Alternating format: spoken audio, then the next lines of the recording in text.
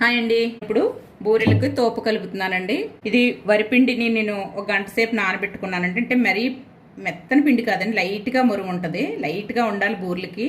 లైట్గా మురుగు ఉంటే బూరె చాలా బాగా వస్తుందండి గుల్లగానే. కొంచెం సాల్ట్ వేసుకుంటున్నానండి, ఎక్కువ వేసుకోకూడదు. కొంచెం ఎక్కువ మినప్పిండి కలిపేస్తున్నాను. ఇందులో మినప్పిండి బాగా కలిపేసుకోవాలండి. ఇలా ఒక గంట సేపు తడిపి పెట్టుకుంటే అండి పిండి బాగా నానుతుంది. సరిపడినంత మినప్పిండి బాగా కలిపేసుకోవాలండి. పిండి ఉండలు లేకుండా కలుపుకోవాలండి. ఇదిగోండి ఇలా కలిపేసుకోవాలి. ఇలా ఉండాలండి, గట్టిగా ఉండాలి పిండి బూరెలకి. అలాగే మనకు కరెక్ట్గా ఉండాలంటే కొంచెం వాటర్లో వేసుకుంటే తేలాలండి పిండి, అప్పుడే పర్ఫెక్ట్గా ఉన్నట్టు. వాటర్లో వేస్తే అలా తేలాలి పిండి.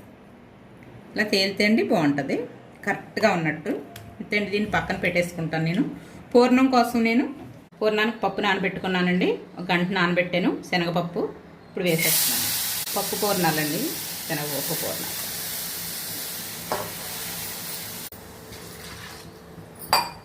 ఇలా పప్పు ఉడకాలండి. పప్పు ఉడికాక చూద్దామండి. ఇదిగండి పూర్ణాలకు పప్పు పెట్టాను కదండి, ఉడికిపోయింది. నేను పోసిన వాటర్కి కరెక్ట్గా పప్పు బాగా ఉడికిందండి. ఇలాగా కరెక్ట్గా ఉడికిందండి, ఇలా చాలా బాగా ఉడికింది. ఇప్పుడు ఇది కొంచెం పప్పు గుత్తుతో ఇలా మెత్తిపేసుకోవటమండి. ఇలాగా ఇదిగండి, ఇలా పప్పు గుత్తుతో నేను ఇలా చేసుకున్నాను, సరిపోతుంది. ఇలాగా ఇప్పుడు సరిపడా బెల్లం వేసేస్తున్నానండి. నేను ఒక కప్పు బెల్లం పడుతుందండి.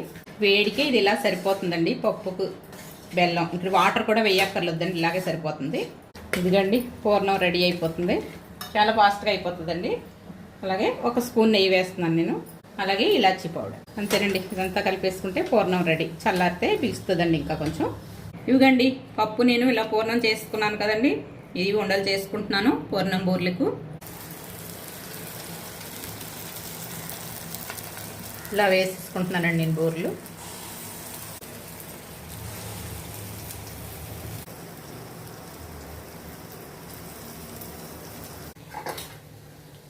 ఇవిగండి ఎగిపోయి తీసేస్తున్నాను.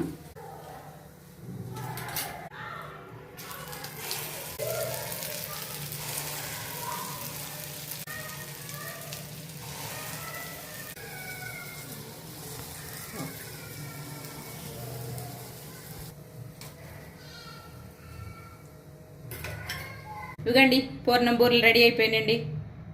ఇలా చేసుకోండి. శనగపప్పు పూర్ణం బూరెలు చాలా బాగుంటాయండి. అంతేనండి. ఈ శనగపప్పు పూర్ణం బూరెలు నచ్చినట్లయితే నా ఛానల్కి ఒక లైక్ చేయండి, సబ్స్క్రైబ్ చేసుకోండి. Okay friends, bye.